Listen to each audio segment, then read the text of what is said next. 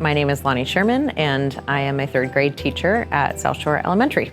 So I applied for the Peely's grant for supplies in the classroom, and they offered it 2 times during the first half of the year and the second half, and I took advantage of it because it was really great items that I needed in my classroom that I knew we were going to go through kind of quickly the first half of the class, and then we would need to restock them, and you get funds at the beginning of the school year to use in your classroom, but you know, those go pretty quick when you're buying, you know, pens and pencils and folders and things like that. The families are asked to bring in supplies at the beginning of the school year, and not all districts do that. Some cover the supplies so that families don't have that kind of financial burden, but in Albany, there is a list that's sent home, and for families that are able to, they bring in the supplies, but there are families where that's a hardship, and because of that, sometimes some of the supplies are not as abundant at the beginning of the year. The impact on students, if they don't have the supplies that they need, might look like a student who maybe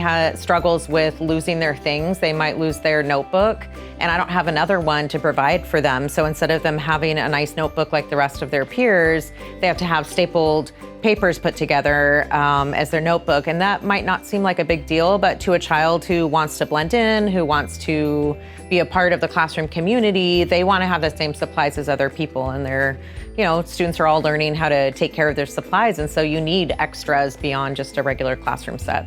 It puts less stress on the teachers knowing that they have this extra amount of supplies, which in turn puts less pressure on the families. It's really awesome when teachers know that there's a foundation that has their back and that really caters to their district and the needs of their district. And that means a lot to us because we know that that's coming. If there's a message that I could tell donors, it would be that public school is the most important thing in society. It is the foundation in which all of society is built upon, where communities come together, where